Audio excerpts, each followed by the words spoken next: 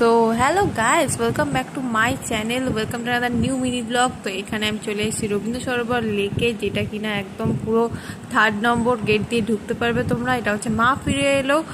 এইটা অনেক দিন আগে থেকে আমি শুনেছি যে হ্যাঁ, মা ফিরে এলো বলে একটা নতুন প্রকল্প করেছে, যেটা কিনা আমরা সবাই জানি যে প্রত্যেকবার পুজো আমরা একটা টাইমেই পাই, কিন্তু এবার থেকে পুজো আমরা সারা বছর দেখতে পাবো। ইভেন কি সব রকমের স্ট্রাকচার করা, এখানে দেখতেই পাচ্ছ বেশ একটা নতুন ধরনের স্ট্রাকচার। আর এই দারুণ একটা পুরীর মতো মন্দিরের মতো করেছে, আমার তো বেশ ভালোই লাগলো। আমি একটু ঘুরে ঘুরে বেড়ালাম এবং রিলও বানিয়ে নিলাম।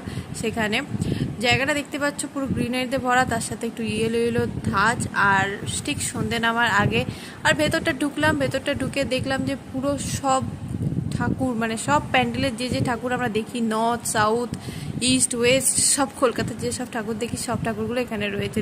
ভালো লাগলে